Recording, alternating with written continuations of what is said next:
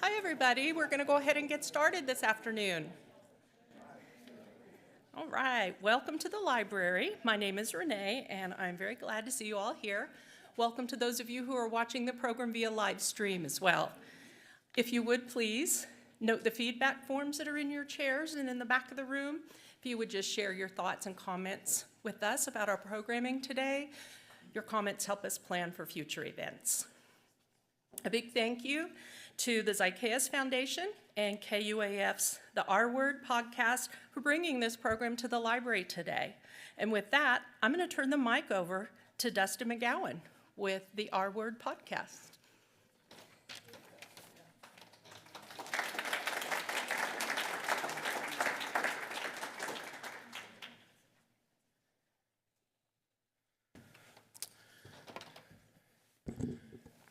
Thank you, Renee.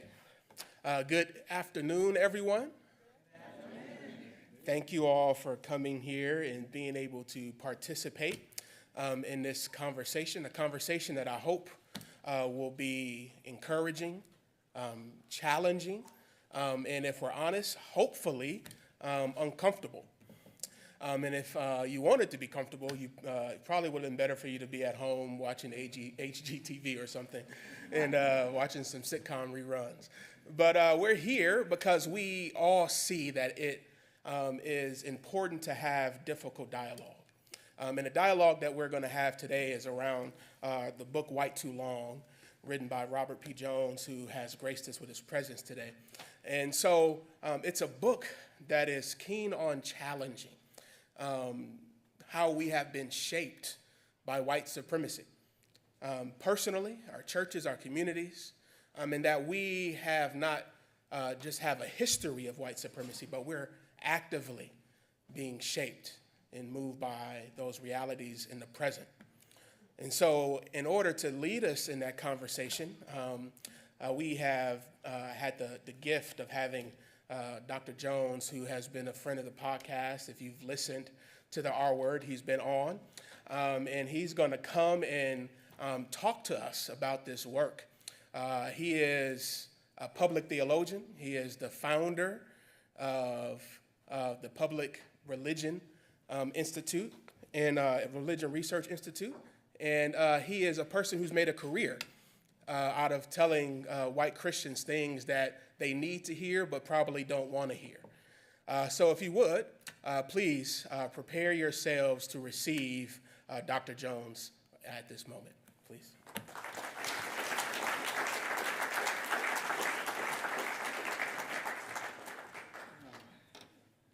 Well, thank you so much. And wow, what an amazing turnout to talk about white supremacy on a Saturday afternoon in Arkansas. Thank you all for being here. I'm just so thrilled to be here. I've been familiar with the Zacchaeus Project. I have been on the R Word podcast before, and huge fans of, and happy to be able to support in some small way the work that is going on here. I think the way we're going to set this up is I'm just going to spend 25 minutes or so talking a little bit about my journey, myself, and kind of what brought me to write this book, White Too Long. I have a book that also came after that called The Hidden Roots of White Supremacy that actually goes back a little further in history.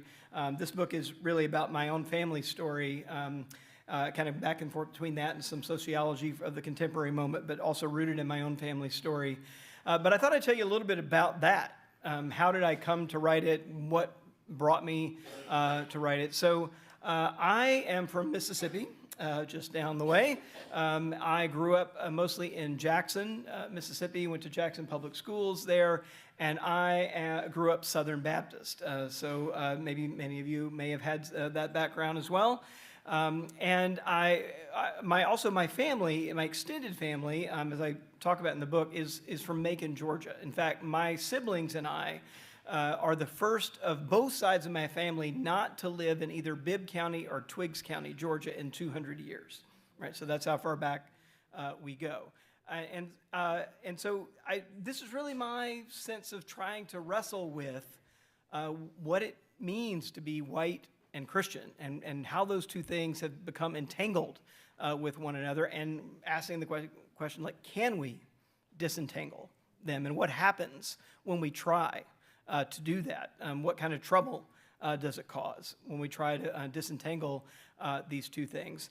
So I'm going to go right at it, and I'll start with just the opening words from the book, because this is it's actually it's the first words in the book. It's the last thing that I wrote in the book, and it was just trying to get in just a couple of sentences what the struggle was about for me, and then I'll narrate a little bit. But here's just the opening couple of sentences of the book. The Christian denomination in which I grew up was founded on the proposition that chattel slavery could flourish alongside the gospel of Jesus Christ. Its founders believed this arrangement was not just possible, but also divinely mandated. So that's really it in a nutshell, right? Kind of growing up in that world. And what was notable to me about it, and I was that kid who was at church all the time. I mean, I was there literally 5 days a week. Some of you may know the schedule, right? So Sunday was like Sunday school, Sunday morning service. Then there was choir practice, training union, and Sunday evening service. Monday night was visitation. Tuesday night was Bible study, and Wednesday night was youth group, right? So that was kind of the routine that I carried all the way through my youth. And yet, I never heard anyone talk about what the Southern meant in Southern Baptist. So I just assumed, right, being from the South, that it was a compass point designation, right? We're down here and they're up there, right?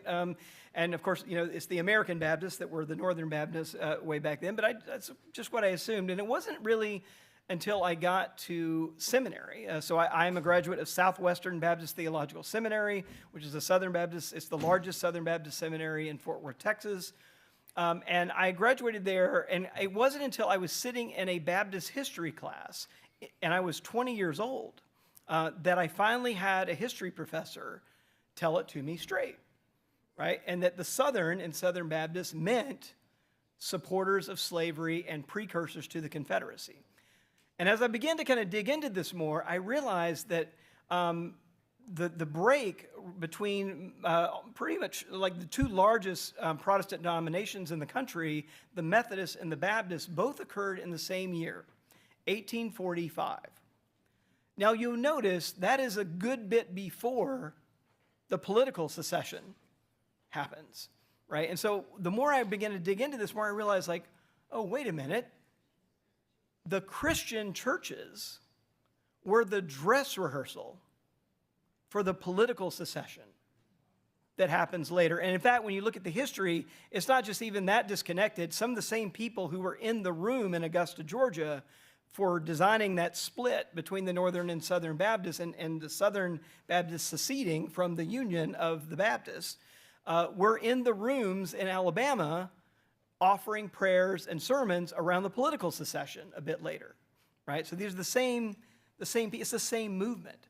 And just kind of realizing that entanglement was kind of part of what I began to wrestle with and trying to kind of just make some sense of. What does it mean to come out of that movement? One other thing I'll say that kind of made this very concrete for me, I talk about this a little bit in White Too Long, is that the oldest document or artifact of any kind that I have from my mother's side of the family is a family Bible. Any of you have one of these, like old family Bibles, right? Dating way back. They're usually big, thick pulpit version kind of things. So the one I have it's about that thick. It's leather bound, kind of, the cover is off, all that. But it's been preserved. It's been passed down since 1815 on my mother's side of the family. In fact, it was the Bible that that side of the family carried down from Virginia to Georgia when they settled into Georgia in the early 1800s there, and it was inscribed to my sixth great-grandfather. And so on the kind of inside cover, it says, To Pleasant Moon. That was my grandfather's name. It's a male British name, from his friend Nathan Bell, and it was like 1820. But the Bible itself was printed in 1815. And that document, in between the Old and New Testaments, has a genealogy page, right? And so in between there's about 4 generations of my family, births, deaths, marriages, and a few key events recorded in that kind of brown oxidized ink with that kind of fancy script, in between the 2 testaments. And this was the most prized possession that exists in my family. Nothing else is that old or has been so carefully preserved and passed down. So I was quite honored. My mother gave it to me when I went to seminary, and it was like so meaningful. It sits on my study shelf today, and I also do some genealogy work on the side, and so I began to be very interested in this line of the family that came down from Virginia. And as I was looking through the Georgia kind of archives that are now mostly digitized, I came across, it turns out he was named for an uncle. So he's actually the second Pleasant Moon in my family. So he has an uncle who's named Pleasant Moon. And I found that uncle's estate settlement when he died. And it turns out he died the same year that Bible was printed, 1815. So at the top of this document, it says, "The goods and chattels of Pleasant Moon, deceased, 1815. And some of you may have seen these documents. For tax purposes, they delineate everything on in this case, on the farm. So it's got, 1 bay mare, 1 cart, 6 head of sheep, and it goes all the way down to like 1 feather bed, 1 chair, or 1 table, 6 chairs. And down through the list there, in the middle of the list, there are 4 human beings listed by name. Sarah, a woman, at $400. Bird, a boy, at $150. And then it just goes on to other things in the household, right? Now, we were not the Gone with the Wind, family there with the kind of big Terra, plantation and huge acreage. It was 200 acres total, with kind of shared between 2 families. And if we added up all their goods and I convert it to today's dollars, it turns out they weren't that wealthy. In fact, their entire set of earthly goods were about $50,000 in today's money. But 73% of their assets were tied up in those 4 human beings. So that's how the economy worked, right? Free labor to make this even just a little bit more than a subsistence farm work. But for me, I think what was really striking about it was feeling, and I had an afternoon, it was while I was working on this book, where I had these 2 documents on my desk at the same time. So I had the family Bible that had meant so much to everyone, and we've got, Baptist preachers from Dexter, Georgia, and Bibb County, and all that, all the way down the line. A few Methodists thrown in for good measure, mostly Baptists.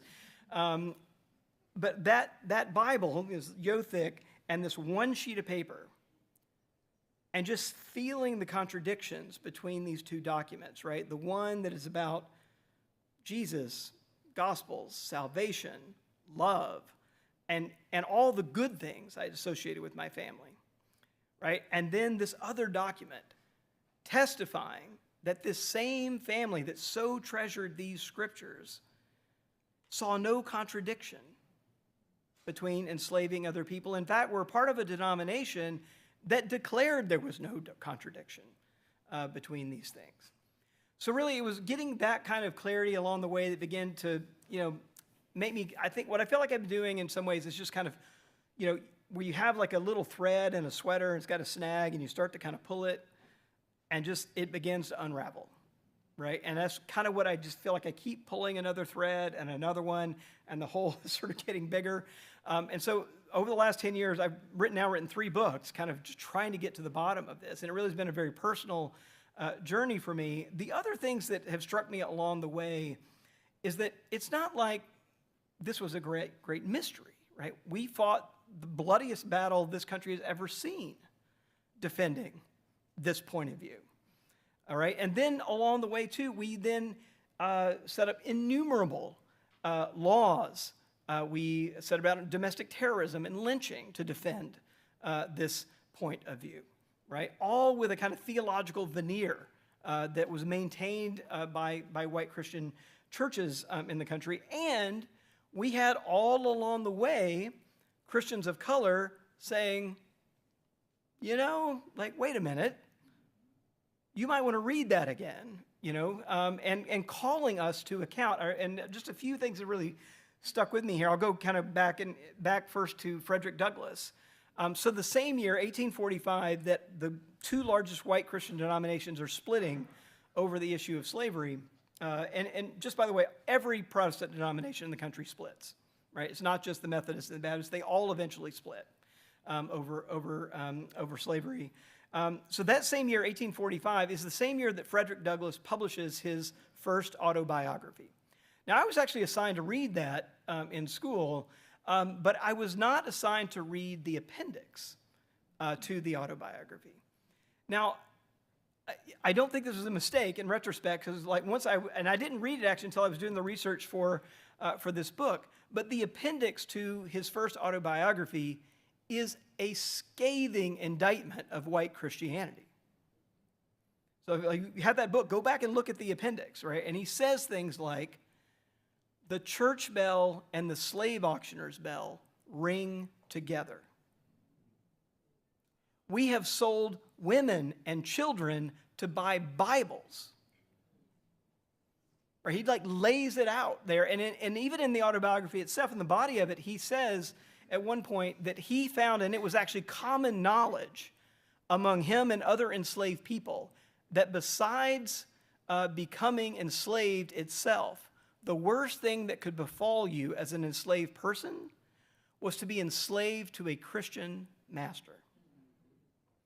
And the reason for that is because of this divine mandate that they thought they had God's permission to carry out the cruelty. And so all the moral, even human curbs were off. All the guardrails were off because of this sense of kind of divine mandate there. The very fact that I can say the word black church and that means something is testimony to these divisions, right, among us. That's a nonsensical term theologically. And yet it's commonplace, right, here today and all across the country. Martin Luther King, and he was not the first to say this, but was good about reminding us that 11 a.m. on Sunday morning, right, one of the most segregated hours in American society. It is a little bit less so today, but it is still largely true. Our best estimates are only about 20% of churches today are anything but kind of monoracial churches. And that's even if we only set the bar to 20% non-majority race or ethnicity, right? So you only got to reach the 20% threshold to get there, and we only have 1 in 5 churches meet that bar. So that's still there. And then you think about King. We love to read in white Christian churches increasingly, although we'll see if this is still true next year. Read I Have a Dream or something like that on Martin Luther King Sunday, right? Curiously, what they mostly don't read from is Letter from Birmingham Jail, right? Where he has lots of things to say about good white Christian churches, right? In Letter from Birmingham Jail, where he talks about just being utterly stunned that he generally thought that eventually white Christians of goodwill would stand up on the side of civil rights, and instead he says, I find them mouthing pious trivialities, right? And then he says, and mostly sitting safely behind the anesthetizing power of stained glass windows. That's this powerful phrase in there. And then I do want to say a little bit about the title of this book, because another kind of witness, one that I wrestle with particularly in this book, is James Baldwin. Now, Baldwin grew up kind of a childhood preacher in Harlem, so deeply imbued with kind of Christianity, really knows it inside and out. But the title, White Too Long, actually comes from an op-ed that he wrote in 1969 in the months following the murder of Martin Luther King Jr. And he is at that moment, too, where I think he, like King, thought that at some point, white Christians of goodwill would stand up on the side of the civil rights movement. But in the wake of King's murder, when that didn't happen, I think he came to this point where he was like, okay, if not now, whenever.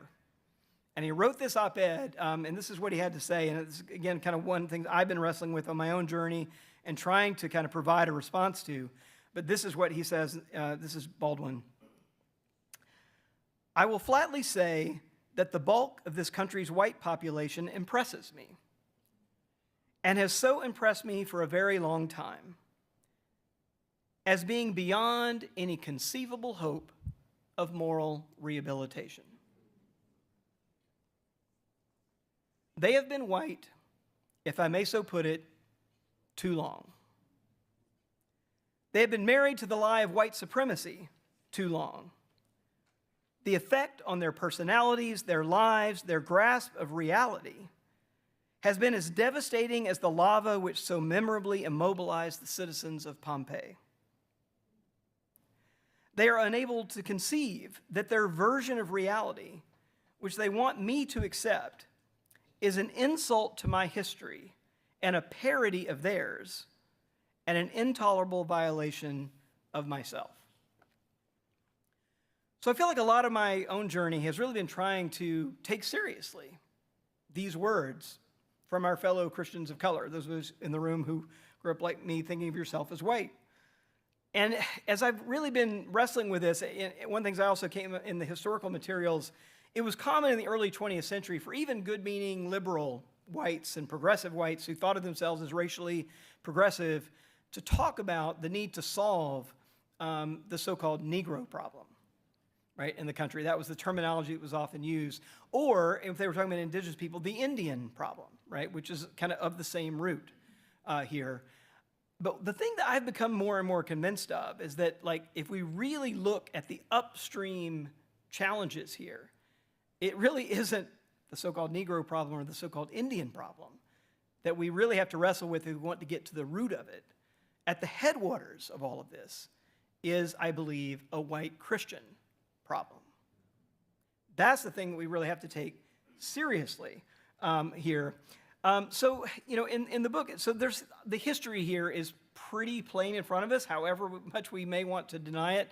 I just want to shout out that even the space we are in here, had we been having this conversation more than 60 years ago, we could not have had an integrated room, even in this space. That's not that long ago. Right, and so 65, I think, if my internet research is right, that the Fayetteville Public Library finally was integrated here, and not without some struggle, as we know, all across the country. So the question, though, is how much is this still with us? I mentioned the Sunday morning thing. That is still certainly with us. The other thing I'll mention, too, is 100 years ago, and actually a little more than 100 years ago, 1920, H. Richard Niebuhr wrote a book that's unfortunately now out of print, but it's called The Social Sources of Denominationalism. And in that book, he wrote about a really scathing chapter that he calls The Scandal of the Color Line in the Christian Churches. This is 1920. So he's riffing off of W.B. Du Bois, right, and the color line. But he talks about how, it's just astonishing that basically the churches have accommodated themselves to the caste system of the country, right? And that's how our churches are really sorted out. It's also quite notable today that not just in our churches, but even in our public behavior, how segregated we are in our voting behavior. I'll give you just one example here. So in my day job at Public Religion Research Institute, we do a lot of public opinion polling. So we track voting attitudes, we track public opinions. We interview about 100,000 Americans every year in public opinion surveys. And every time there's an election, basically the religious groups in the country all sort themselves by race and religion. And so I could almost tell you without doing any more public opinion surveys, because it has been very solid since 1980 forward. This is basically what I could tell you without doing any more surveys, that the electorate looks like this. Since 1980, white Christian groups, white evangelical, white mainline or non-evangelical Protestant, and white Catholics have voted Republican. Christians of color have voted Democratic. The religiously unaffiliated have voted Democratic. So essentially, you've got kind of a white Christian base voting Republican, Christians of color over here, and if you take and also non-Christian religious Jews, Muslims, Buddhists, Hindus voting Democratic. right? So basically this kind of white Christian dividing line, even in our political behavior in this country. And the one that's really striking to me that really puts the finest point on it, though, is that if you want to ask who's at the polls, right, the furthest over here on the Democratic camp and the furthest in the Republican camp, you probably know it, even without looking at the numbers. So it's white evangelical Protestants who are the most, and this is not a Trump phenomenon, this is way before that, it goes back to 1980, who are most likely to vote Republican. And it is African American Protestant Christians, most of whom also identify as evangelical, by the way, who are the most likely to vote Democrat. In fact, the gap between these two groups is nearly 70 points in their voting behavior. Now, how did it come to be that way? And it seems like, okay, well, that's just kind of the lay of the land the way it always is. But those of you may, like me, I remember, so all of my grandparents were Democrats, right? But by the time I got to college, you could have fit the young Democrats at my Baptist college. I went to Mississippi College in Clinton, Mississippi. You could have fit the young Democrats in a phone booth, and there were 200 young Republicans, right? By the time I'm in college in the mid '80s. What's that about, right? It turns out the only real explanation for this is the moment when white Christians in the South moved from being Democrats to Republicans. The starting gun is 1964. And that is the passage of the Civil Rights Acts by the Democratic Party. And once that happens, there's this great white Christian flight from the Democratic Party to the Republican Party. And that solidified, it's kind of a drift, but it solidifies by Reagan, and it has been rock solid ever since 1980. So that's kind of the lay of the land that's out there. What about opinions here? The other thing to say is, so one of the things I do in White Too Long is I do look at public opinion and ask, okay, well, if this is all the history, how much is this still with us in attitudes today? And in measuring things like, denials that past inequality has any effect on the present, right? It kind of denials of systemic racism, or kind of denials of history, support for the lost cause and Confederate monuments, support for the Confederate flag, denials that there are anything like sentencing disparities between white and black defendants in our criminal courts, or police arrest discrepancies, like just flat out denials of all that. So I set up a thing that I called the Systemic Racism Index, and it measured a dozen of these attitudes. So not just one, but all across, whether it was policing, the judiciary, the past effects, or the present effects of past discrimination from slavery and segregation, all that together, Confederate symbols, and put it into one thing. And so what I wanted to know is, what work is Christianity doing among white people? So in other words, like, if I take your average white person and I add Christian identity, what does that do to their racial attitudes? Like, how does it affect them? And it turns out that what the data shows in quite striking detail is that basically if you take your average white person, and I did this racism index, scored it from 0 to 10, 0 being holding the least racist attitudes, 10 holding the most racist attitudes, it turns out that white Christians of all kinds are way up on the high end of that scale, right? So white evangelicals scored 8 out of 10 on that scale. But white non-evangelicals, those are Methodists, Episcopalians, Presbyterians, scored 7 out of 10. White Catholics, who have their own history of discrimination in this country, 7. Whites who are not Christian, 4. So what does that mean? It means that if you take your average white person and you add Christian identity, it moves them up the racism index, not down. If you want to ask who is the closest to our black brothers and sisters on all these issues, it's whites who do not attend church. That's who's closer to their views. And it came to this kind of stunning, and I remember writing this piece too, this stunning revelation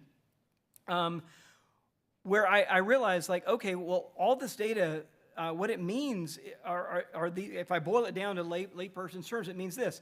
Like, if you wanted to play a little parlor game and you were going to try to guess whether a white person was Christian or not, and you could only know one fact about that person, you'd be better off knowing how racist they were than how often they went to church. The odds would be better that you would guess correctly. Flip it around another way, it means that if you were recruiting for a white supremacist cause on a Sunday morning, you would be better off hanging out in the parking lots of white Christian churches than approaching whites who are sitting out church in the coffee shops. You'd have a higher percentage of success rate. So just kind of, I remember writing those sentences and literally just, it was like middle of the day and I was just like, okay, I am done for the day. Right? I've just got to go for a walk. I've got to clear my head. Because, no matter how I sliced the data, that's what it showed.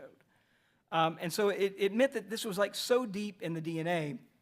So I'm going to wrap up by kind of turning the corner a little bit and saying, like, so what do we do?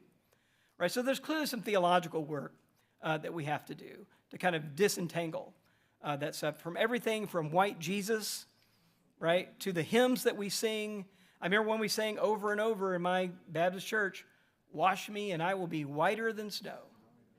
Whiter than snow, Lord, whiter than snow."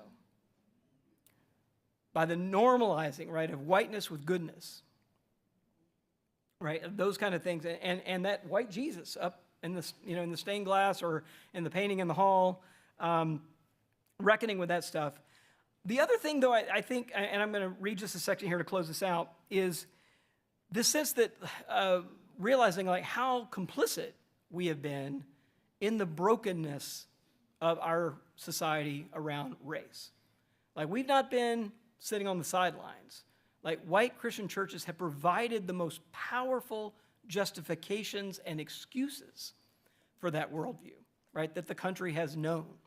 So, like, it's up to us to kind of do some of that dismantling. It also means that we have, if you call yourself Christian, we have a very special responsibility to begin to dismantle and repair the damage that's been done from that, and that we get there, really, from knowing the truth, right? That we first have to tell the truth, then we get to moving into repairing the damage. So I'm just going to do a read here from the end of the book. It gives you a sense of kind of where I land on this at the end. 400 years after the first African slave landed on our shores, and more than 150 years after the abolition of slavery, a combination of social forces and demographic changes has brought the country to a crossroads. We white Christians must find the courage to face the fact that the version of Christianity that our ancestors built, the faith of our fathers, as the hymn celebrates it, was a cultural force that by design protected and propagated white supremacy. We have inherited this tradition with scant critique, and we have a moral and religious obligation to face the burden of that history and its demand on our present. And we have to accept, given the way in which white supremacy has burrowed into our Christian identity, that refusing to address the sinister disorder in our faith will continue to generate serious negative consequences, not just for our fellow Americans, but also for ourselves and our children. Inaction is a tacit acceptance of white supremacy inhabiting our Christianity. Doing nothing will ensure that, even despite our best conscious intentions, we will continue to turn deaf ears to calls for racial justice. Perhaps the most important first step toward health is to recover from our white supremacy-induced amnesia. It's indeed difficult and at times overwhelming to confront historical atrocities. But if we want to root out an insidious white supremacy from our institutions, our religion, and our psyches, we'll have to move beyond the forgetfulness and the silence that have allowed it to flourish for so long. Importantly, as white Americans find the courage to embark on this journey of transformation, we will discover that the beneficiaries are not only our country and our fellow non-white and non-Christian Americans, but also ourselves, as we slowly recover from the disorienting madness of white supremacy. This last point is only beginning to dawn on us white Christian Americans who still believe too easily that racial reconciliation is the goal, and that it may be achieved through a straightforward transaction: white confession in exchange for black forgiveness. But mostly, this transactional concept is a strategy for making peace with the status quo, which is a very good deal indeed if you're white. I'm not trying to be cynical here, but merely honest about how little even well-meaning whites have believed they have at stake in racial reconciliation efforts. Whites, and especially white Christians, have seen this project as an altruistic one, rather than a desperate life and death struggle for their own future. What few whites perceive, and this is the truth that has come lately to me, is that we have far more at stake than our black fellow citizens in setting things right. As Baldwin provocatively put it, the civil rights movement began when an oppressed and despised people began to wake up collectively to what had happened to them. The question today is whether we white Christians will awaken to see what has happened to us, and to grasp once and for all how white supremacy has robbed us of our own heritage and of our ability to be in right relationships with our fellow citizens, with ourselves, and even with God. Reckoning with white supremacy for us is now an unavoidable moral choice. Wrap there. Yes.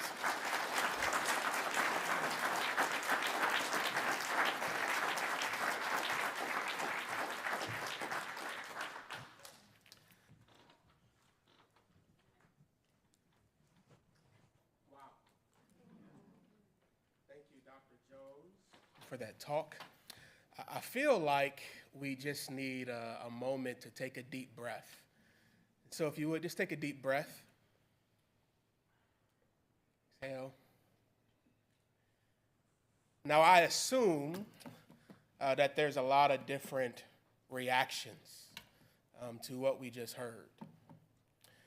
For some of us in the room, you feel like there was just some confirmation of some things that you have been wrestling with for quite some time. You might also be here and experience some defensiveness because some of the history that Dr. Jones talked about hits you in some personal places that you have not yet wrestled or reckoned with or faced face to face. Or you might be here and you might be wondering, what do I do with all of this, all of the things that I just heard in the last 30 minutes?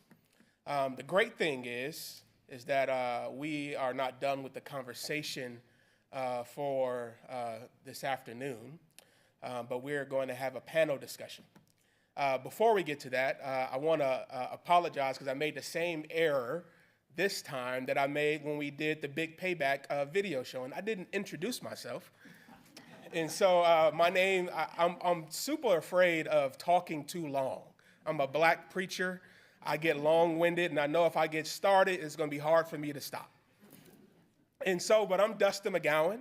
I am the co-host of the R Word, and also a founding board member of the Zacchaeus Foundation. And I am excited to be here with you. Forgive me for not introducing myself. But we are getting ready to have a discussion between Dr. Jones and my friend and fellow board member, Trisha Posey. She's right in the front here. She is a dean and professor of history at John Brown University. I always laugh internally in my heart when I say John Brown University because I moved here from Chicago. And when I heard John Brown University, like maybe some of you have, I thought it was the civil rights era John Brown. And I went and spoke at John Brown on the panel with that assumption in my mind and was hysterically corrected that that is not the John Brown. Many people believe that, but she is brilliant. She is a good friend. Glad that she is a part of the Zacchaeus Foundation. Dr. Banton was also supposed to be here, but she is not feeling well. So please pray for her and hope that she comes back to good health soon. But we'll give them 30 minutes to sit in the dialogue and to continue to challenge us to think deeply about this issue. Thank you.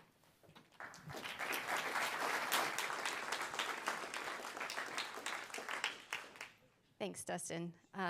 Yes, I'm from John Brown University, and we just took students last week to Selma, Alabama, to commemorate the 60th anniversary of the march. And one of our students was interviewed by National Public Radio.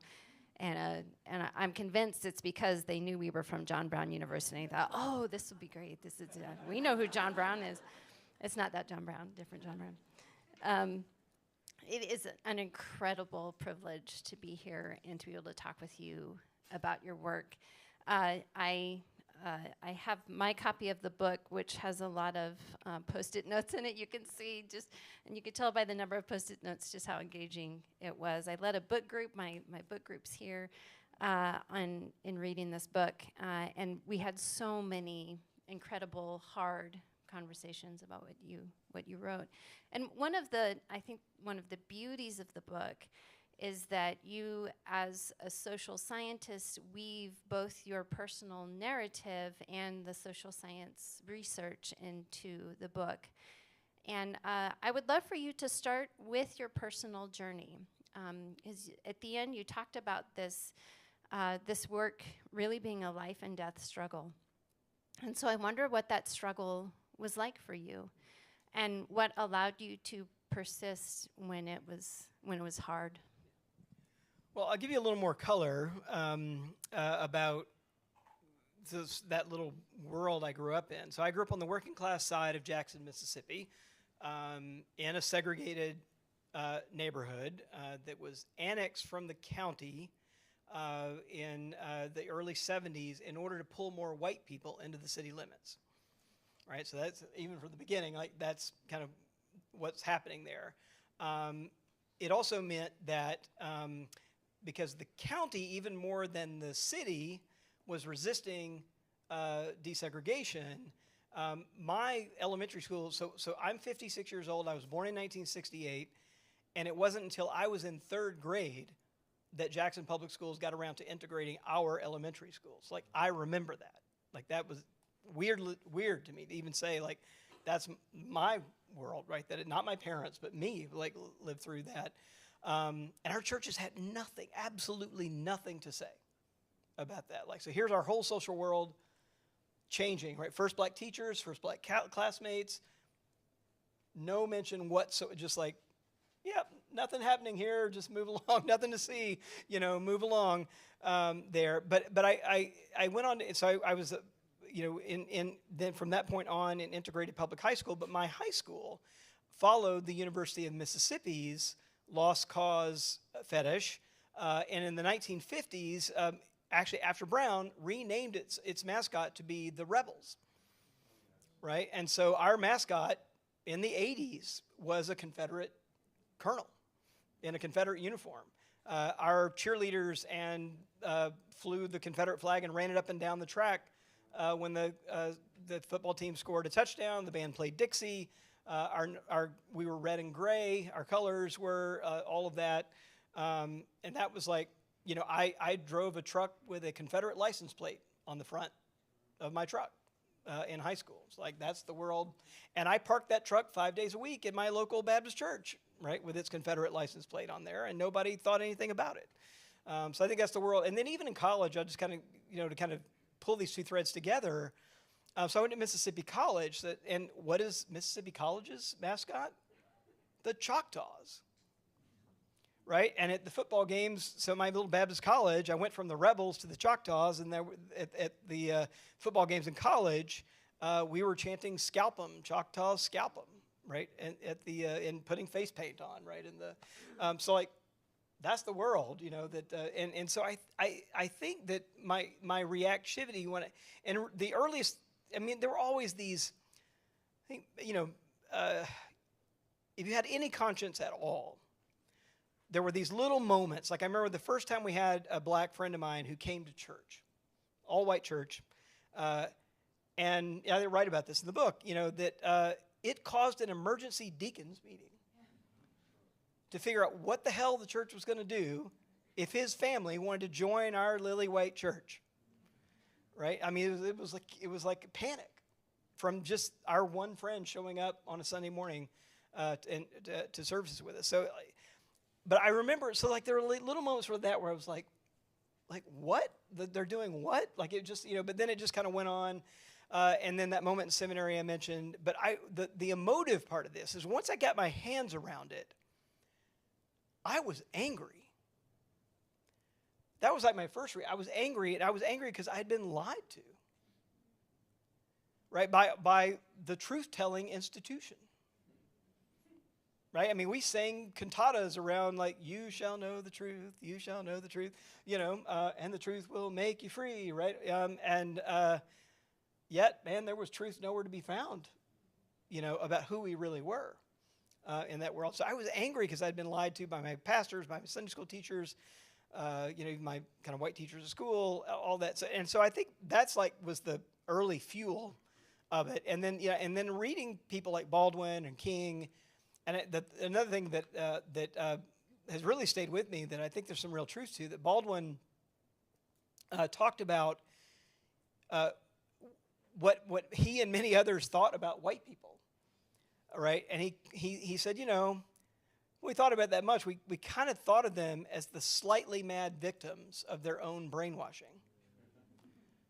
And there's a lot to that, like the level of mythology and lies, right, that had to be kind of slapped around things to kind of protect us from really seeing the reality of the world we were living in is just astonishing.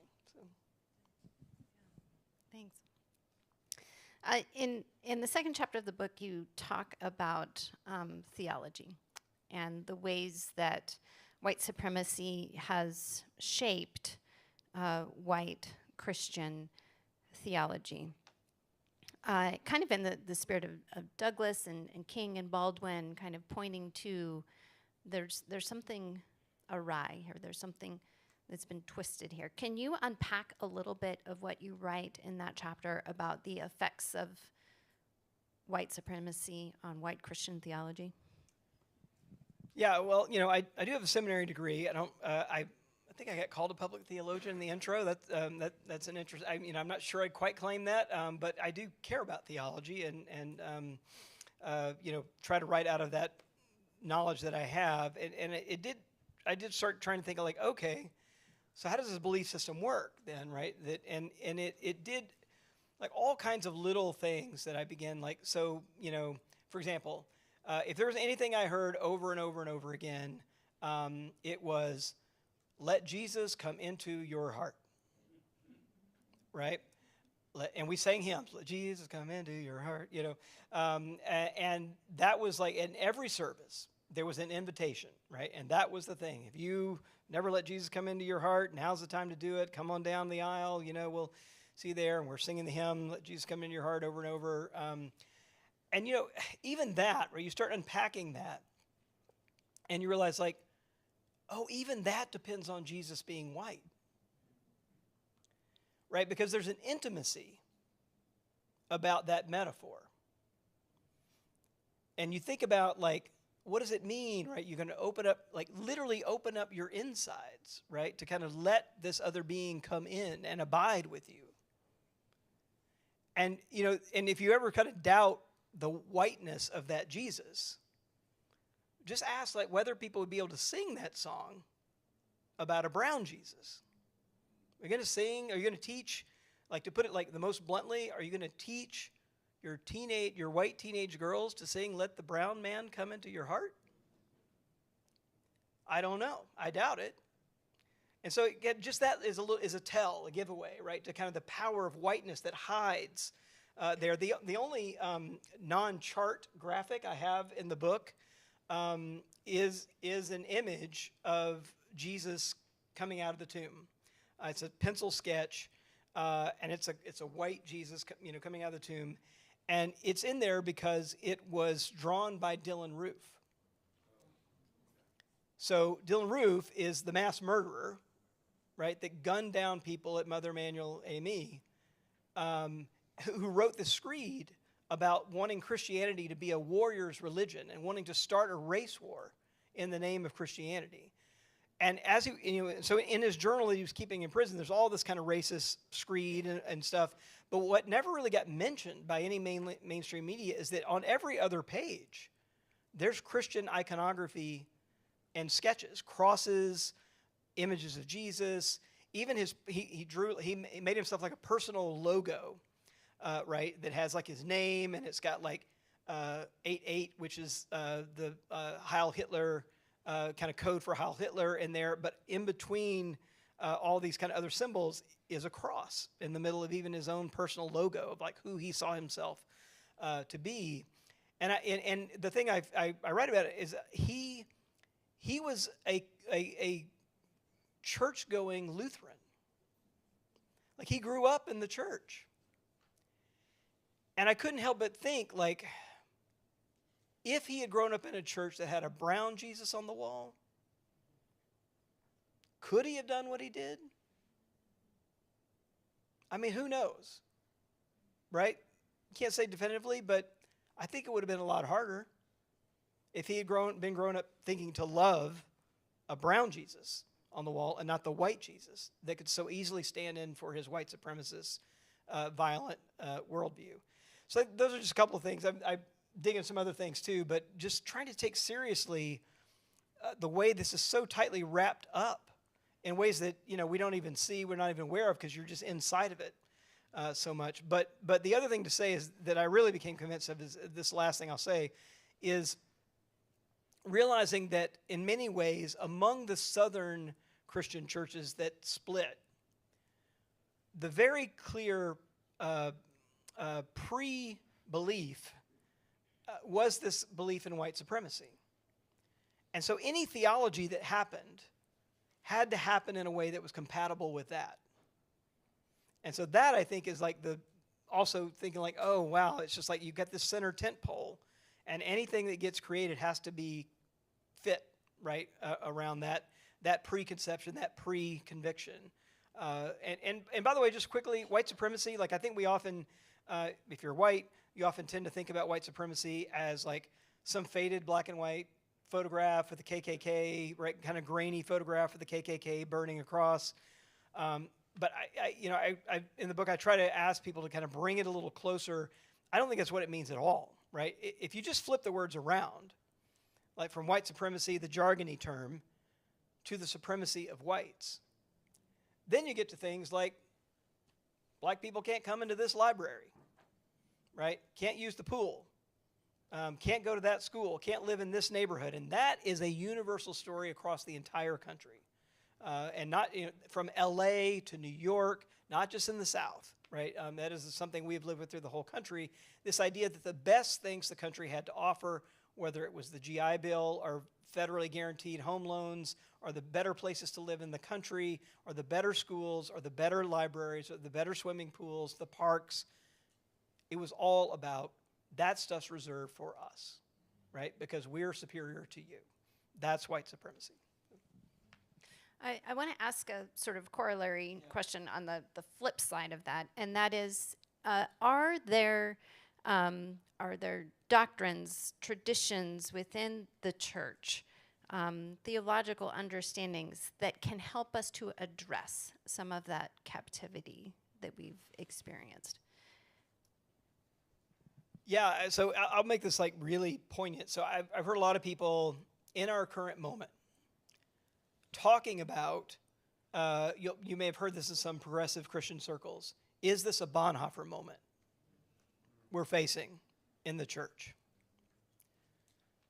So I would say, and my friend Jamar Tisby has been here to talk with you all, so some of you have heard him before, and I was at an event with him actually on the stage in Atlanta at St. Luke's Episcopal Church in Atlanta, and he was like, okay, yeah, Bonhoeffer's good, but let's remember a couple things. One, Bonhoeffer was in Harlem at a black church, right, picking up some theology that he then took back to his own German faith.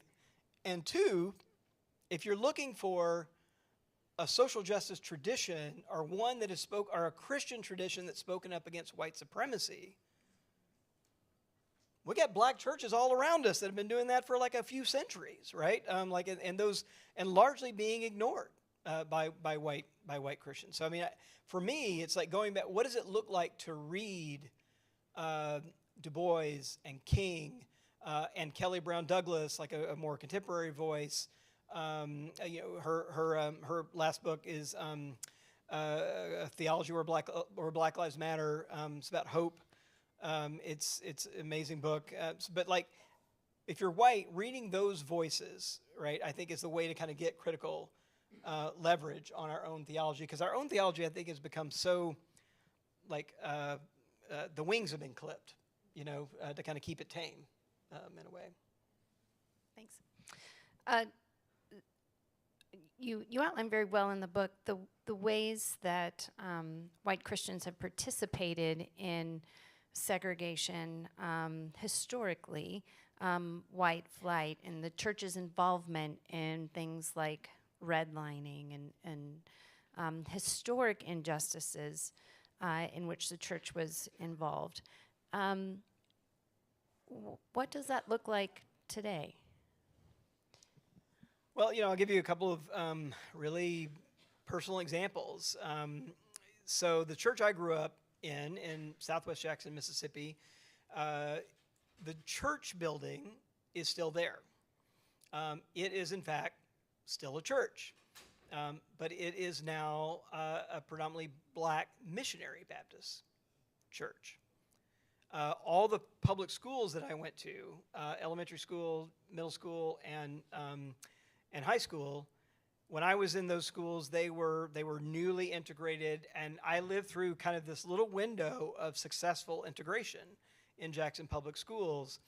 Those schools now are all about 98, 99% black because whites moved out. And what was remarkable for me to watch is that when whites moved out of the neighborhood I grew up with, they not only moved out to the suburbs and rebuilt new public schools out in the suburbs, but they rebuilt the same churches out in the suburbs. Like the church that I grew up in essentially reconstituted itself out in Madison, Mississippi, right, on the northwest side of town, with a core group of people that had been going to church together down here. And literally, I was just at First Baptist Church in Richmond on Monday night, and that church was an old historic church downtown Richmond. And in the 1920s, when they built Monument Avenue and put all the Confederate monuments in the early 1900s out there, 6 white churches sold their property in downtown so that they could stand themselves up around the traffic circles and the Confederate monuments all the way down Monument Avenue, right? That was like what happened there. So this kind of white flight, the institutions went with them, right? And we can kind of still see that. I'm sure, I don't know if about Fayetteville and this area or Little Rock, I'm sure you can see the exact same, patterns if you kind of measure this out, in all across the country. On that point, you mentioned the Confederate monuments and the churches, and one of the things I appreciate about your book is that you talk about how the built environment of the church was shaped by and continued to shape ideas of white supremacy. I think that was a really fascinating part of the book. So can you unpack that a little bit? Just how even our worship spaces reflected this. So one of the images that I use in the book is it just, again, to kind of make it so, it's just weird. There's all this effort made to not see the plain history, right? I mean, that's just, and we're seeing more and more of that effort to not see the plain history or erase the history. But, it's literally in the architecture, right, of many of our churches. So, the 2 churches in Macon, Georgia that I talk about were there's 2 First Baptist churches in Macon, Georgia. So one white, one black, and they used to be the same church, right, in 1820.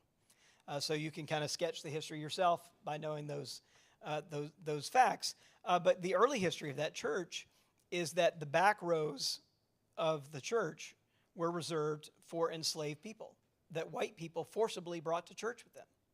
And they were actually on the rolls of the church. They were counted as members of the church.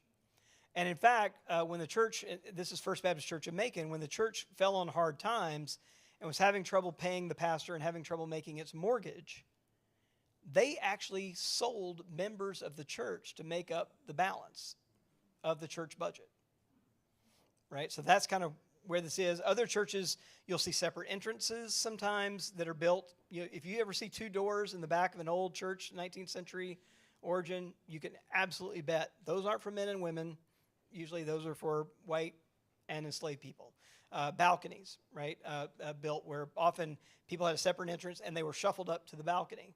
And on that point too, just another point about the content. If you think about that, and that's the setup with enslavers bringing enslaved people to church with them, then you just have to ask the question, well, okay, if that's the scenario, you got the sort of like wealthy white landowner enslavers sitting down on the floor and enslaved people sitting up in the balcony, what is possible to be preached from that pulpit?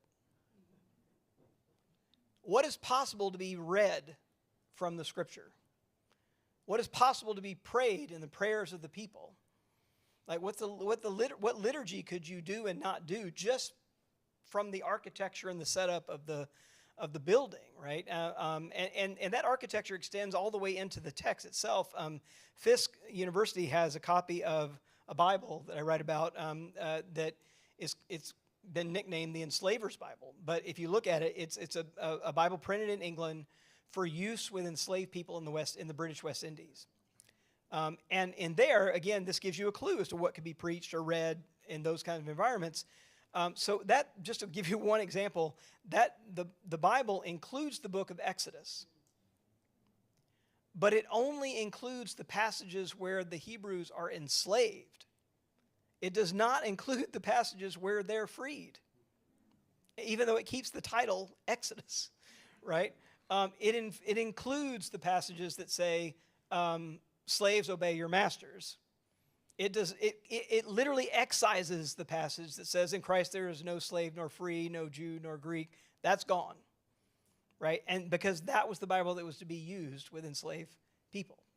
So that's like the most concrete example, I think, of what it did to our faith.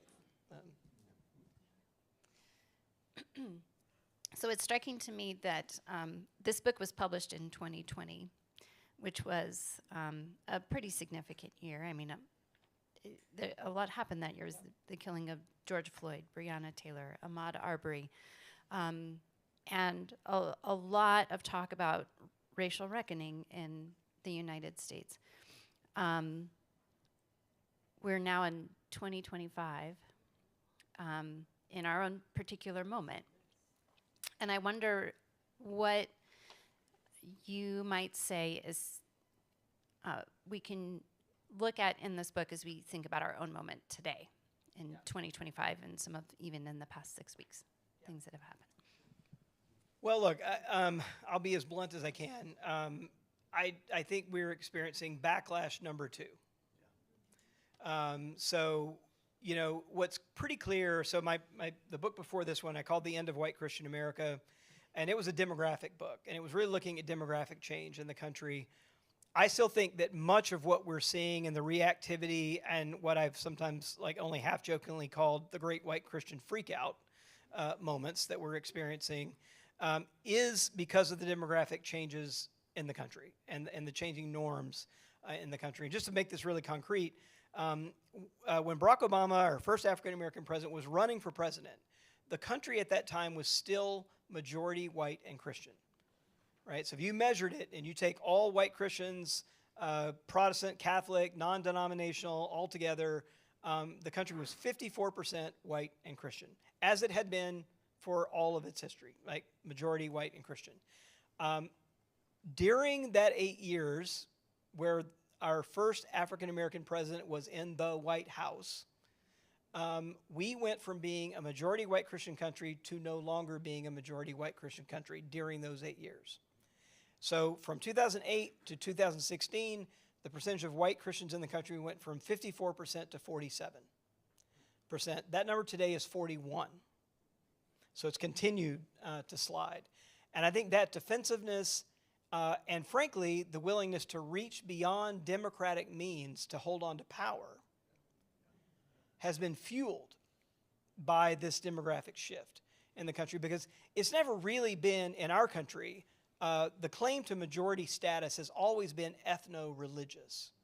It's never just been about race, right? I think demographers often like, well, it's majority white or whatever. Like, yeah, but if you look at the claims to power, it's always been about Christian and white and Christian. So the KKK, just one quick example here. We think about the Ku Klux Klan as being a white, anti-black, white terrorist organization.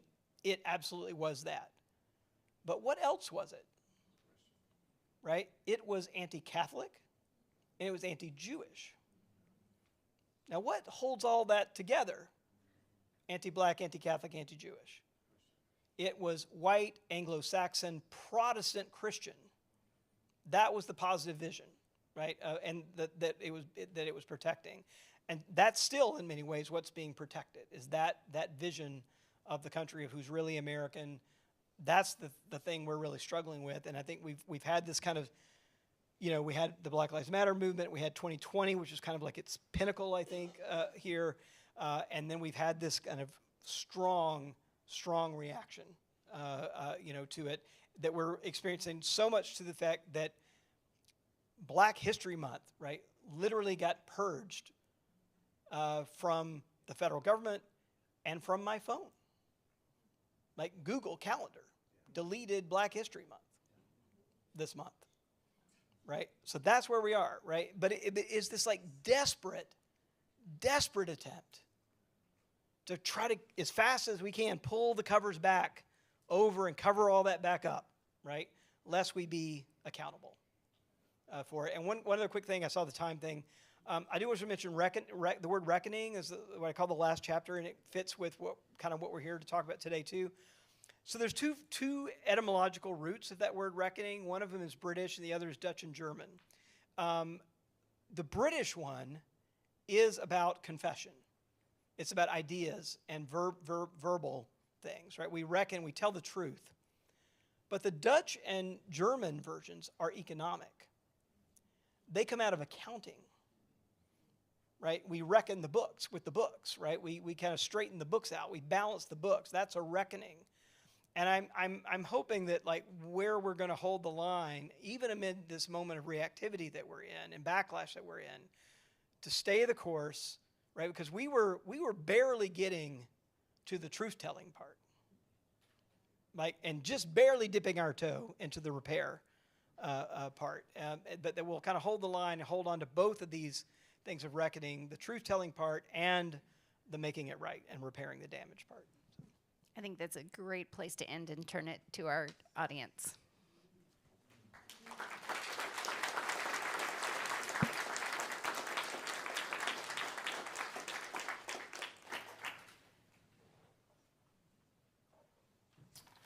Thank you, Dr. Jones and Posey, for that conversation. It is the time for you guys to be able to participate. We are going to have a question and answer period. We will ask that if you have a question, come to one of the mics in the front so that you can pose your question. Before you ask your question, I want us to be reminded that we are doing a question and answer period, not a confession period. Now, if you have some confessions, I volunteer Lowell for after the event is over, and any of the other white Zacchaeus Foundation members to hear all your confessions. I opt out of it, but Lowell is available. But if you have questions, please come up, and we'll start on this side. Good afternoon. Thank you so much for being here. I appreciate your willingness to tell us all of these things here. You were so close to it. You mentioned your family Bible. I was very curious. How many books are in your family Bible? And what about the book? Is Exodus there? Exodus part or what? It is there. What's interesting about it is my family was very Protestant, and I still don't know the answer to this. It's actually a Catholic Bible because it has the books that the Catholic Church recognizes. So it actually has more than the 66 books that the Protestant recognize. It has the extra books in there too, even though I don't think there's a Catholic in my family tree anywhere. So I don't know. Maybe it's just, it was printed in Boston, so maybe that explains, and that's just the one they were able to get their hands on. But yeah, that's as far as I know. It's all there, though. Yes. The complete book of Exodus. Yes, the complete book of Exodus is there. Okay. Yep. thank you for all of this information. I only wish I had read your book before I got here. Are you familiar with Dr. Claude Anderson? No. Empowernomics, as you ended so appropriately with economics as, one of the reasons, which in a lot of ways he explains that. He, and is still alive.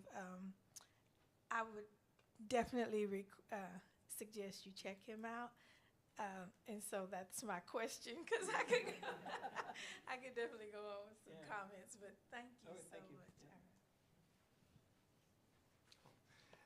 I really love this book. It's a great book. And I was struck again today before we came to the library. In your afterword, I have the version with the afterword that you wrote at the start of 2021, after Biden was inaugurated, after the January 6th events. There was such a positive note in what you wrote. What happened? Yeah, well, like I said, I think what's happened is there really is. This is just a backlash moment. It really is. No other way to really put it to me. That's the only way I can read. And like I said, it's a backlash that is not about Trump. Like, it goes way back, right? And so in my new book, The Hidden Roots of White Supremacy, I basically asked the question. So if we try to trace this back, so because White Too Long is mostly rooted in like my family's 19th century story, right? I kind of go back to the early 1800s. I don't go back much further than that. But I asked the question, like, what happens if we go back? How far back does this go, right? And here's the thing: is why this is so hard, is that if we look to see, and we see it clearly, this version of Christianity wrapped up with white supremacy is the version of Christianity that lands on these shores from Europe. And so, every time we see Christopher Columbus planting his flag and raising that cross, right, in those early visions, when we see, and maybe Columbus is the one we associate with, even though, just by the way, right, remember, he never set foot anywhere that we call the United States. He didn't even know where he was, but yet that's the image that we kind of hang on to. But there's one at the inauguration, I'll put it this way, that got moved indoors, and Trump's inauguration got moved indoors. So I'm from D.C., so I've been in the Capitol Rotunda a ton. In that Capitol Rotunda, there are 4 paintings that are huge. They're 8 feet by 12 feet. And they were commissioned in the mid-1800s to tell the story of America. The one that goes furthest back in time is Hernando de Soto on the banks of the Mississippi River in 1541. And it looks like that same Columbus image. So that image has de Soto on his big white horse and all of his kind of European finery. He's got soldiers and cannon kind of pushing into this indigenous village, right behind him. He's up on his horse. All of the indigenous people are kind of on the ground, kind of leaning away and cowering a little bit. They're kind of half-dressed.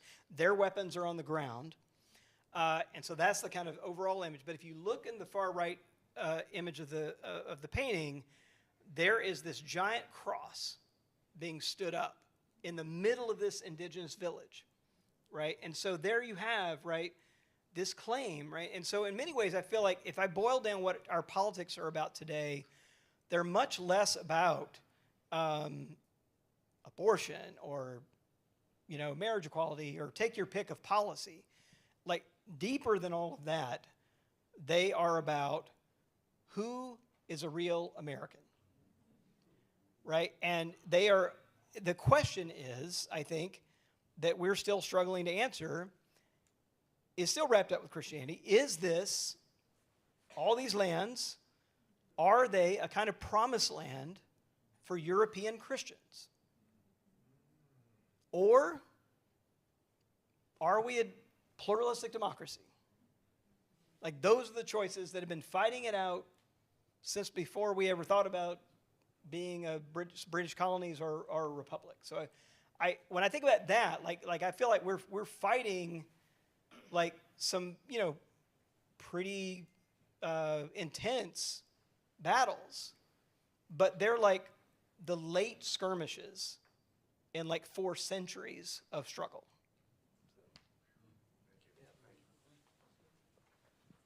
Hello. So I think we all could use a little bit of a refresher course or a little bit of help in maybe an elevator speech. I know I run into people all the time who say, I don't care about history, and those were my ancestors. I didn't have anything to do with it. I didn't do that. I'm not guilty. Help us with what to say in that elevator speech. Yeah. Well, I think we got to all know our own stories. Like I said, both my parents were the first in their families to go to college, so I didn't come from a lot of money. My dad was flat out poor, lived on a dirt road, 3-room house, 8 kids, no indoor plumbing. And his disabled father, his mother worked for the Bib Mill. Lived in the Bib Mill village, right? And yet, what story can I tell? So if I kind of go back, and so I think we've all just got to know our stories better. So I mentioned, I mentioned our family bringing our Bible down from Virginia, right, to Georgia. Now that's the way it always got told to me, but what are the details of that story? Well, it turns out they got that land for free. They didn't buy it. And how did they get that land for free? Because they were white. That was the only qualification, right? And they could come down and get free land. And where did that land come from? That land came from the Cherokee being forcibly removed by the state of Georgia and the federal government. And then that land got drawn up into little 200-acre rectangles. And literally there was a land lottery like every other year. And you could put your name in, and they would just draw your name out, and lo and behold, here you go. And that land was in my mother's family. Even though it was 200 acres, it was not huge, right? But that land was in my mother's family until her generation. So my father grew up really poor. He's the first one to go to, he went to night school for 15 years to get his college degree. Who paid for that? The GI Bill, because he served in Vietnam. I got drafted, served in Vietnam. Who didn't get the GI Bill? Or who found ways to deny them the GI Bill? Many African-American soldiers and veterans who served just as well or harder terms than he did there. My family's first loan, they bought a house for, I think it was $21,000 in Southwest Jackson in the early 70s. How did they get that loan? FHA. Who couldn't get a loan in that neighborhood at that time? Anyone not white. Right? And so, it's not that hard, right, to kind of say, yeah, we're not talking about slavery way back there. We're talking, and the schools that my parents went to in Macon, Georgia, completely segregated, no comparison between the academic quality, who got the best facilities, the best textbooks, the best teachers, the white kids in Macon, Georgia did. So when you tell it like that, then I'm not just asserting some abstract number. Right, but even in our own individual stories, I think we can point out that, okay, well, was any of that about merit, right, or hard work? Not really. No, it's like little legs up all along the way. So I think that's the easiest way to tell the story. And then you multiply that, right, by however many white people there are in the country. Thank you for being here. What struck me was when you talked about the backlash that's happening right now and the fact or the perception that this is a desperate attempt to try to slow down progress in terms of racial equality.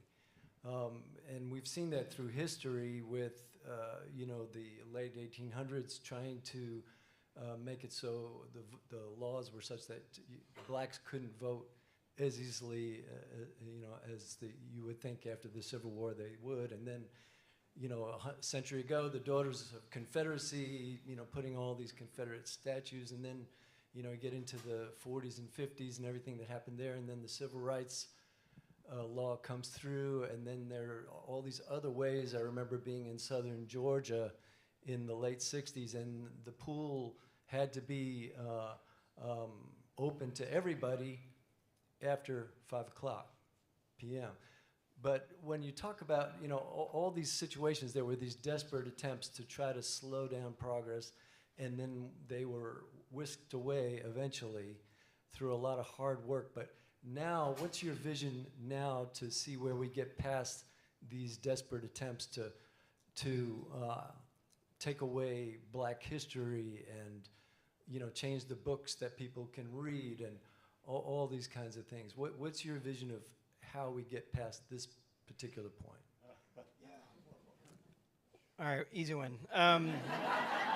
Yeah, I mean, I'm like you. I think, and like many of us, just trying to wrap my heads around where we are, and weekly disbelief. I think daily disbelief of kind of where we are, and what protections I thought were there and pretty solid that seem not to be. But I can say this, that one of the things that's come through with like all of these books, and one of the reasons why I love coming to places like this, is because where I do see the most hope is in local communities and local people banding together and standing up together and saying, no, not here. And so like this room gives me hope, right? That on a Saturday afternoon, you all are going to come in here and talk about like white supremacy and our history and how to make the country better, right? How to heal the divides, how to repair the damage. Like, that's what we got to have. And we're here in a library, right? I don't doubt if this place is going to come under attack at some point, right? And when it does, yeah, this room's got to stand up, right? And 600 of us out along yeah. 71 outside the VA. Yeah. It would have been better if there was 1,000. Yeah. That's how. So I think the local, that's what I've seen from Tulsa to Macon to the Mississippi Delta to Duluth, Minnesota, and the places I've written about in the last couple of books. It is local people saying, you know what, we're not going to wait on the federal government. We're not going to wait on the state. We're not going to wait on the county. Like, there's stuff we can do, right? And so that's one of the reasons I love the Zacchaeus Project, right? It's like, there's stuff we can go ahead and do. We don't have to wait on other people to make some stuff happen. And like I was telling Lowell, in Tulsa, where the Tulsa Race Massacre happened, that was like in 1920, right? 21, yes, 21. In 21, the mayor of Tulsa, in the wake of that, went on record saying that the city of Tulsa would pay back every penny that was lost, right, as a result of it. To this day, the city of Tulsa has not paid back a single penny. But let me tell you who has paid back some money to it's not the county, it's not the city, it's not the state, it's not the federal government. Tulsa Metropolitan Ministries stood up and said, you know what, like, we're not going to wait on everybody else. We're going to set up a fund. And to this day, the only money that the survivors there's still a handful of living survivors of that who were kids at the time, now are over 100. The only money those families have received has come from a group of local churches, synagogues, and mosques deciding, we're just going to do something, right? And they've moved over $100,000 to those families. And that's like a drop in the bucket, but it's something. But I do think it's going to be local people staying together, and by the way, not waiting until it's your thing that's under siege, right? But seeing when it's other people's things and standing up with them. So. Thank you. I'm interested in going back into a personal realm with you, and since you were so fully immersed in your own white Christian culture, and what I'm kind of hoping for is that you represent a model for how someone can come out from under anesthesia like that. Because if you can do it, then maybe millions of other people can do it. How do you understand your own capacity for a paradigm shift or transformation like that? What causes that? Yeah, I wish I knew exactly. We're all a mystery to ourselves in some way, right? But I can give you a couple of things. One, I would tip of the hat to my parents, who from early on, my parents were not political activists by any stretch, fairly apolitical.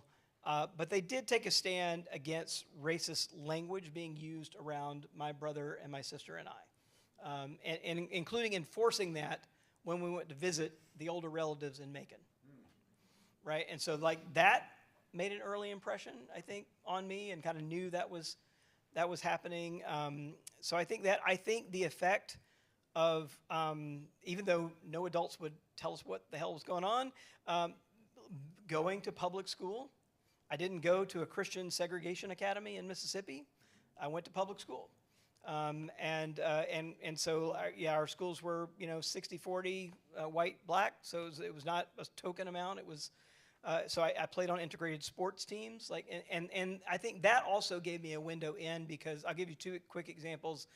Because I was close friends with African American kids on my soccer team.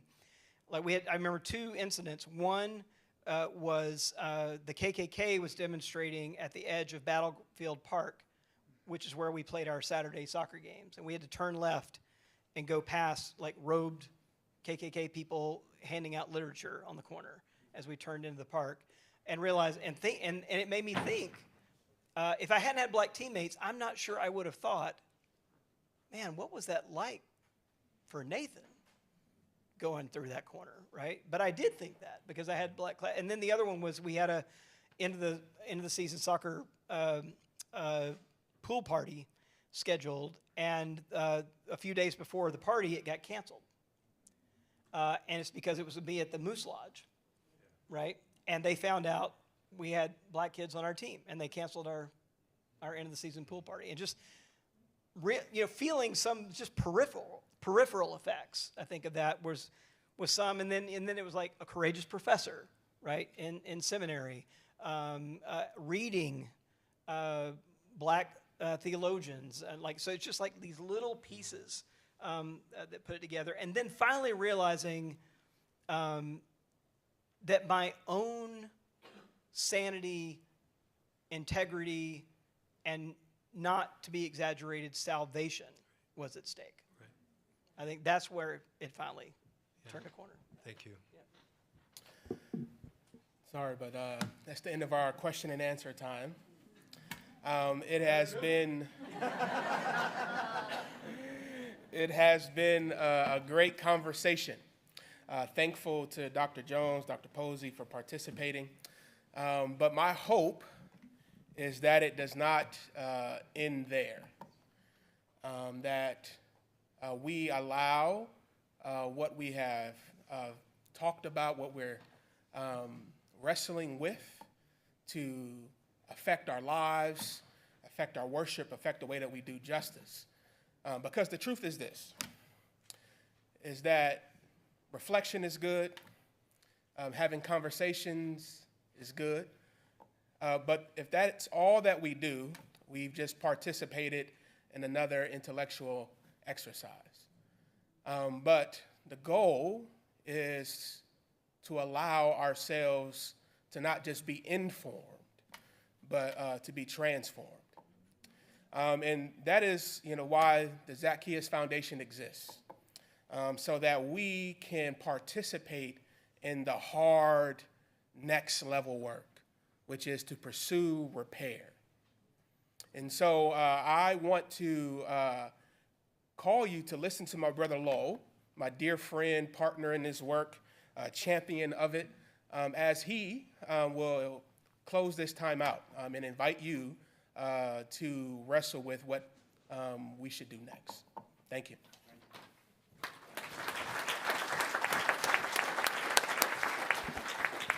Hey friends, I'm not a black pastor, so I'll be brief. I heard once the 5 B's of public speaking are, be brief, brother, be brief. So that's what I try to live by.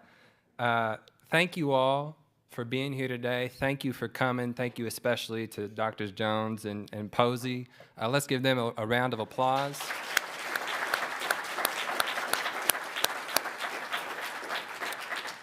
In a moment, Daniel, our friend from Pearls, will be in the back selling copies of Dr. Jones's books. Dr. Jones will be available to sign those, so please do buy one. I want to, before we go, answer 3 questions about the Zacchaeus Foundation. The first 50 of you all received a little cup with a QR code on it that takes you to our website. Those of you in the back didn't receive one, as we didn't expect to have so many people here. But our website is thezacchaeusfoundation.org. That's thezacchaeusfoundation.org. So 3 questions, briefly, that I'll answer about the Zacchaeus Foundation. Who are we? What are we doing? And what can you do? Who are we? The Zacchaeus Foundation is a nonprofit named for Zacchaeus, who repented, repaired, and was healed. We have 8 board members. I think I can name them all, Trisha. Betty Wilton, Betty's here. Dr. Caree Banton is not with us today. Dustin McGowan, Lynette Washington, Lowell Taylor, that's me, Sharon Killian, Susie Norris, and Trisha Posey. I did it, all 8. So that's who we are. What are we doing? We are working for racial healing in Northwest Arkansas. That's our vision, what we want to see. And we are repairing truth, wealth, and power. That's our mission, what we want to do. We repair truth by educating and raising funds from white people in churches. We started the R Word podcast and events. We repair wealth by investing in Black-led nonprofits. We started the Zacchaeus Fund for Black-led nonprofits, and we repair power by empowering Black people to decide who receives funds. Our Black board members decide who receives funds. So that's what we're doing. What can you do? Now, I'm happy we have people here, perhaps red, yellow, black, white, Christian, and other than Christian. We're happy that all kinds of people are here, but I want to speak especially to those of us who are white, and maybe even more so to those of us who would call ourselves white Christians. 3 things that we can do. 1 is listen to the podcast. 2 is attend an event. Our next event will be in June. More information on the website. 3rd, and perhaps most importantly, we can invest in the Zacchaeus Fund. In your little cups, the first 50 of you, there's a penny and a dime. Now, if you've been to an event before, you may know where this is going. But the black-white wealth gap means that the average Black household has 10% of the wealth of the average white household, a dime to every dollar. I am investing 1% of my income in the Zacchaeus Fund. And I'm inviting white people in churches, people like you, churches like yours, to invest 1% of your income in the Zacchaeus Fund with me. This, I believe, is the least that we can do. Thank you. Hey, Lowell, can I ask one clarification? What's that, Robbie? So if someone is sitting in this room right now and they want to make an investment before they walk out that door, how would they do that? You can go on our website, thezacchaeusfoundation.org. There's 2 buttons that say invest. Those buttons take you to the Arkansas Community Foundation's website, where you can make a one-time or recurring donation. We also take checks and cash. All right, and then we give that to you. You may. Before they leave the room. They may. All right. Thank you. So thank you all again for being here today. That's all for today's event. Please do buy a book and ask our dear friend Robert Jones to sign it for you. Thank you.